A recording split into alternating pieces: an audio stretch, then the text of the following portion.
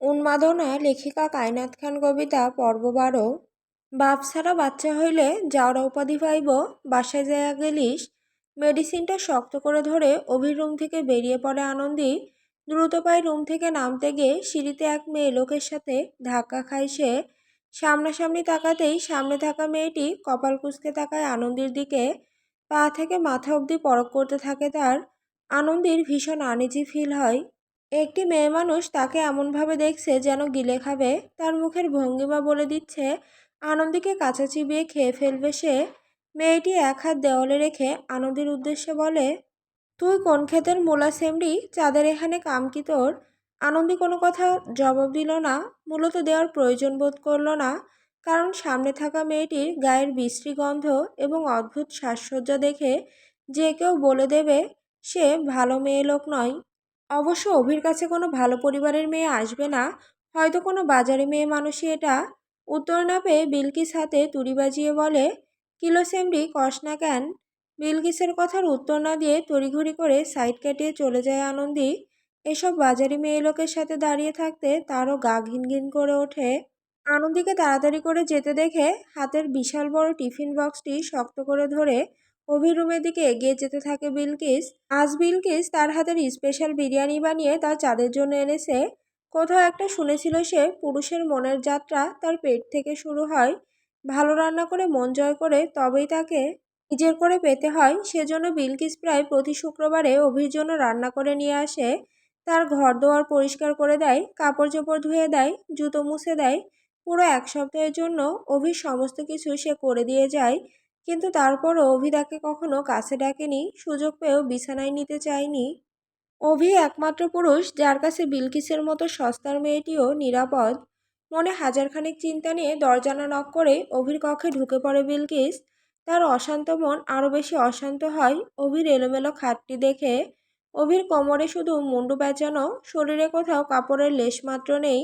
বুকটা হঠাৎ করেই ভারী হয়ে ওঠে তার। তাহলে কি তার চাঁদ তারই অগোচরে অন্য কারো আকাশে উদয় হলো? খুব জোরে জোরে নিঃশ্বাস ফেলতে থাকে বিলকিস। চারপাশে নজর বুলিয়ে কিছু একটা বলতে যাবে, ঠিক তখনই অভির রাশভারী কণ্ঠস্বর ভেসে আসে, কিরে বাইজি তুই এখানে? এক পাশ হয়ে বিলকিসের দিকে তাকিয়ে তাকে জিজ্ঞেস করে অভি। দরজা খোলার আওয়াজে বেশ অনেকক্ষণ আগে অভি টের পেয়েছিল কেউ এসেছে তার কক্ষে। তবে ক্লান্ত থাকায় একটু সময় নিয়ে পিছনে ফিরে সে, এবং পেছনে ফিরতেই বিলকিসকে চোখে পড়ে তার। একটা বিশাল টিফিন বক্স নিয়ে দাঁড়িয়ে রয়েছে সে। অভির কথায় তৎক্ষণাৎ কোনো উত্তর না দিয়ে টিফিন বক্সটি টেবিলের একপাশে রেখে মাথার ঘোমটাটি খুলে বিলকিস শুধায়, মায়াডা কেডা ছিল রে চাঁদ? বিলকিসের কথা শুনে অভি ফোন বন্ধ করে বলে, আমার জাতশত্রু। তোর শরীরে কোনো কাপড় নাই কেন? অভি উঠে মুন্ডু ঠিক করতে করতে বলে, আকাম করছে অনেকক্ষণ ধইরা তাই কাপড় নাই। অভি খুব জোরে জোরে হাসতে থাকে। তার হাসি দেখে বিলকিস বলে, মজা করিস না চাঁদ, তুই কি আমার বেয়াই লাগোস মজা করুম? যা সর। বিলকিসকে সাইড কাটিয়ে অভি ওয়াশরুমে ঢুকে পড়ে। এত কিছুর পর একটু ফ্রেশ হওয়া দরকার তার। শরীরের শান্তি তো পেয়ে গেছে সে, এখন একটু মনের শান্তিও দরকার। অভি ওয়াশরুমে গিয়ে ঝর্ণা ছেড়ে দিয়ে খুব জোরে জোরে গলা ফাটিয়ে গান গাইতে থাকে, যার স্পষ্ট ধ্বনি বাইরে অবধি শোনা যাচ্ছিল। অভি প্রায় সময়ই গোসলে গেলে গলা ছেড়ে গান গায়। তবে এই প্রায় সময়টি শুধুমাত্র তার মন যখন ভালো থাকে তখনই আসে। অভির এই স্বভাবটি সম্পর্কে বিলকিসও অবগত। তার জানা রয়েছে অভির এই স্বভাবের কথা, কিন্তু বিলকিসের মনে অন্য এক আশঙ্কা ভর করতে থাকে। তার মন একটা কুডাক ডাকতেই থাকে। অভি যতক্ষণ ওয়াশরুমে থাকে ততক্ষণে বিলকিস পুরো ঘর দোয়ার সুন্দর মতো পরিষ্কার পরিচ্ছন্ন করে ফেলে। অভির বিছানা থেকে শুরু করে কাপড় চোপড়, জুতো, ড্রেসিং টেবিলে তার ব্যবহার করার জিনিস সামগ্রী সব কয়টা জিনিস সে গুছিয়ে রাখে। তারপর ময়লা কাপড়গুলো একত্র করে রাখে। অভি বের হলে ধুয়ে দেবে। বিলকিসের কাজের ব্যাঘাত ঘটে নবেলের হুট করে ঘরে প্রবেশ করার ফলে। ভ্রুকুচকে বিলকিস নবেলের দিকে তাকিয়ে জিজ্ঞেস করে, ঘাটের মরা এখানে কিতা গাছ তোর?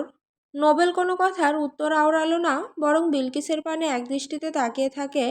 নোবেলের এমন তাকিয়ে থাকা দেখে বিলকিস পুনরায় শোধায়, কিরে কালার বংশধর, কান কি কুত্তারে খাওয়াইছোস? নোবেল মাথা নেড়ে বলে, না তা না, তোরে অনেক সুন্দর লাগতেছে বিলকিস। থ্যাঙ্কস, বাইর হ। শুধু থ্যাঙ্কস? না বিয়া করবো তোরে, চল মদ না।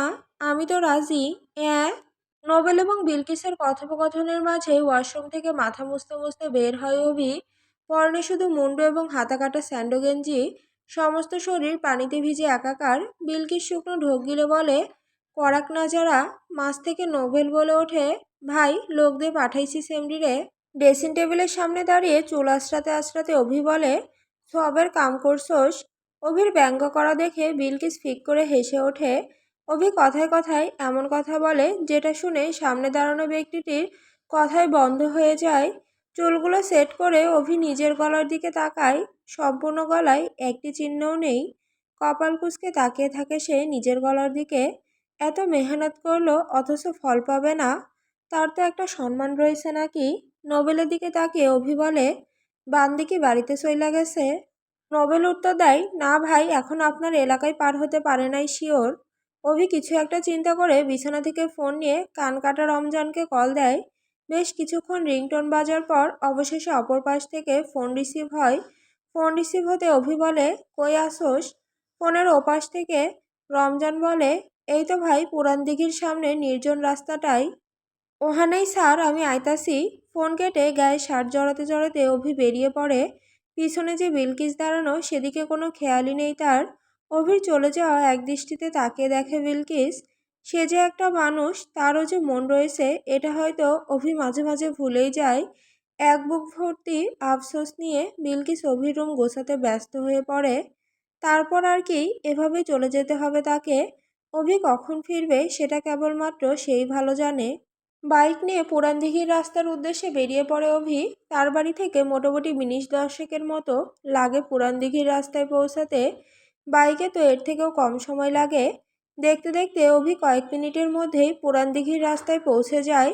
বাইক থেকে নেমে সোজা জিপের কাছে চলে যায়। আনন্দী বেশ জড়সড় হয়ে গুটিয়ে জিপের এক কোণে বসেছিল। অভিকে দেখা মাত্র চোখ মুখ শক্ত করে তার দিকে তাকায় আনন্দী। অভি ইশারা করতেই তার লোকেরা নেমে পড়ে জিপ থেকে এবং সে আনন্দীর পাশের সিটটায় বসে পড়ে। আনন্দী তখনও কপাল কুঁচকে তার দিকে তাকিয়ে থাকে, যেন ভয় ভীতি এসবের কোনো কিছুরই ছিটে ফোটাও নেই আনন্দীর মাঝে। অভি বসতেই আনন্দী কিছুটা সরে বসতে চায়। হালকা শরীর নাড়িয়ে একটু দূরত্ব বাড়িয়ে দেওয়ার আগেই অভি আনন্দীর কোমর জাপটে ধরে নিজের একদম কাছে নিয়ে চলে আসে। কামড় দে বান্দি।